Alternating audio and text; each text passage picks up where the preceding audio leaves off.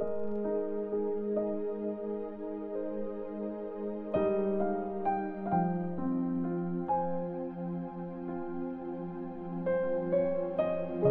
chapter 16. Inanapan si Jesus ng himala. Lumapit ang mga Pharisees at Sadducees kay Jesus para hanapan siya ng mali. Humingi sila ng himalang galing sa langit. Pero sinabi ni Jesus sa kanila, kapag palubog na ang araw, sinasabi nyo, magandang panahon kasi mapula ang langit. Tapos kapag umaga naman, sasabihin nyo, uulan ngayon kasi matidim ang langit. Nalalaman nyo ang panahon sa itsura ng langit pero hindi nyo naman maipaliwanag ang mga palatandaan ng panahon ngayon. Mga masasama at taksil sa Diyos ang mga tao ngayon. Humihingi kayo ng himala pero walang ibibigay sa inyo except sa himalang nangyari kay Prophet Jonah. Tapos umalis na si Jesus at iniwan sila. Ang list ng mga Pharisees at Sadducees. Nang nakatawid na mga disciples sa kabilang side ng lake, nakalimutan nila magdala ng tinapay. Sinabi ni Jesus sa kanila, mag-ingat kayo sa yeast, yung pampalsa ng tinapay ng mga Pharisees at Sadducees. Nag-uusap ang mga disciples. Sinasabi niya yan kasi wala tayong dalang tinapay, sabi nila. Alam ni Jesus ang pinag-uusapan nila kaya sinabi niya sa kanila, ang liit naman ng faith nyo. Bakit nyo pinoproblema na wala kayong tinapay? Hindi nyo pa ba naiintindihan? Nakalimutan nyo na ba yung 5 tinapay na pinaghati-hati para makakain ang 5,000 na tao?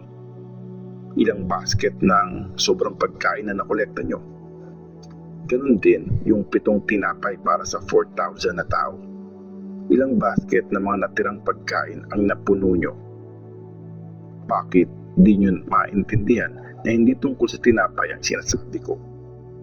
Mag-ingat kayo sa yeast ng mga Pharisees at Sadducees. Saka palang naintindihan ng mga disciples na pinag-iingat sila sa tinuturo ng mga Pharisees at Sadducees at hindi sa yeast na ginagamit sa paggawa ng tinapay.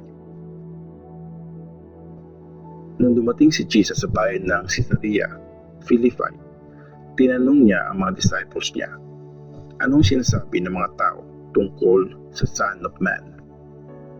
Sabi po nila, siya si John the Baptist, yung iba naman si Elijah, at yung iba si Jeremiah o kaya isa sa mga prophets, sagot nila. Tinanong uli sila ni Jesus, pero para sa inyo, sino ako? Sumagot si Simon Peter, kayo po ang Christ, ang anak ng Diyos na buhay. Sinabi sa kanya ni Jesus, very good ang sagot mo, Simon na anak ni Jonah. Hindi tao ang nagpahayag sa iyo nito kundi mismong ama ko na nasa langit.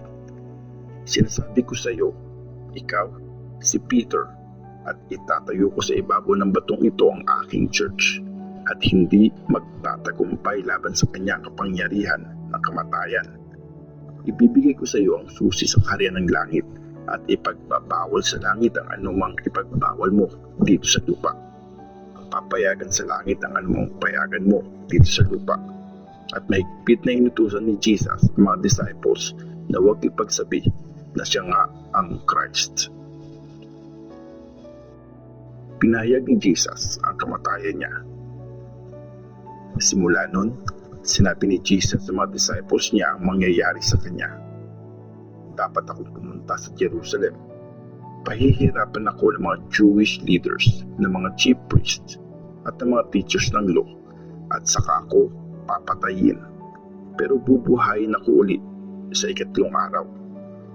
Dinala siya ni Peter sa isang tabi at saka siya sinaway. Lord, wag naman sana, hindi mangyayari sa inyo ang bagay na yan. Pero hinarap ni Jesus si Peter at sinabi, layuan mo ako, Satan. Nakaharang ka sa dadaanan ko. Ang iniisip mo ay hindi galing sa Diyos kundi sa tao. Sinabi ni Jesus sa mga disciples, kung gusto niyong sumunod sa akin, kalimutan niyo dapat ang sarili niyo. pasanin ang krus niyo at sumunod kayo sa akin. Ang gustong magligtas ng sarili niyang buhay ang siyang mawawala nito. Pero kung mawala ang buhay niya alang-alang sa akin, maililigtas niya ito. Dahil ano ba ang mapapala ng isang tao kung makuha man niya ang buong mundo, pero mawawala naman ang buhay niya? Siyempre, walang mabibigay ang tao kapalit ng buhay niya. Dahil dadating ang Son of Man kasama ng mga angels niya. Nasa kanya ang dakilang kapangyarihan ng Ama. At pagkatapos, bibigyan niya ng reward ang mga tao depende sa mga ginawa nila. Tandaan niyo to, may ilan sa inyo dito na hindi mamamatay hanggang sa makita niya ang Son of Man na dumadating bilang hari. Matthew chapter 17. Ang pagbabagong anyo ni Jesus. Pagkalipas ng 6 na araw, sinama ni Jesus sina Peter at ang magkapatid na James at John sa mataas na bundok. Wala silang ibang kasama. Habang nandun sila, nakita ng mga disciples na nabago ang itsura ni Jesus.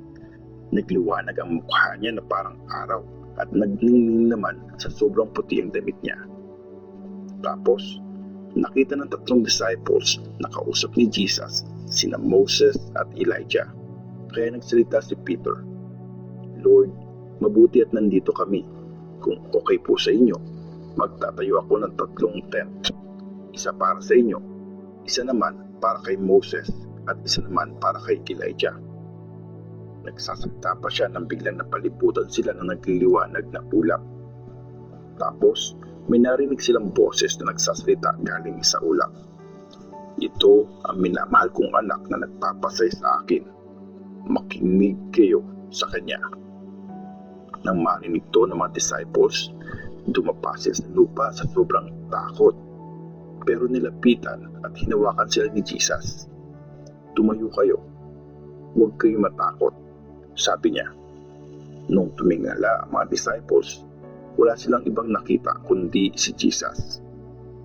Habang pababa sila ng bundok, sinabi ni Jesus sa kanila, "Huwag niyong ikwento kahit kanino yung nakita niyo hanggang sa time na muling buhayin ang Son of Man." Tapos, tinanong ng mga disciples si Jesus, "Bakit po sinasabi ng mga teachers ng law na dapat maunang dumating si Elijah?" "Una talagang dadating si Elijah para ihanda ang lahat ng bagay," sagot ni Jesus. "Pero sinasabi ko sa inyo, dumating na si Elijah pero hindi siya nakilala ng mga tao at ginawa nila ang lahat ng gusto nilang gawin sa kanya. Kaya maghihirap din ang Son of Man sa mga kamay nila." Saka lang na-realize ng mga disciples na si John the Baptist ang tinutukoy niya. Pinagaling ni Jesus ang batang pinapahirapan ng demonyo. Nung bumalik sila sa mga tao, may lalaking lumapit at lumuhod sa harap ni Jesus. Nakiusap siya, "Sir, maawa po kayo sa anak ko. May epilepsy po siya at sobrang nahihirapan kapag sinusumpong. Madalas po siya nahuhulog sa apoy o kaya sa tubig. Dinala ko po siya sa mga disciples niyo pero hindi nila mapagaling ang anak ko." Sumagot si Jesus, "Lahi kayo ng mga masasama at walang pananalig. Hanggang kailan ko ba kayo dapat samahan? Hanggang kailan ko kayo pagtitiisan? Dalhin niyo ang bata sa akin." Pinalayas ni Jesus yung demonyo kaya umalis to at gumaling agad ang bata. Nung si Jesus at mga disciples na lang ang magkakasama, tinanong siya ng mga disciples, "Bakit hindi po namin mapalayas yung demonyo?" Sumagot si Jesus, "Maliit kasi ang faith nyo. Tandaan nyo to. Kung magkaroon kayo ng pananalig na sinlaki ng mustard seed, pwede nyong sabihin sa bundok, lumipat ka doon at lilipat nga ito. Pwede nyong gawin ang lahat ng bagay, pero kailangan ng prayer at fasting para mapalayas ang mga ganitong klaseng demonyo." Nagsalita ulit si Jesus tungkol sa kamatayan niya.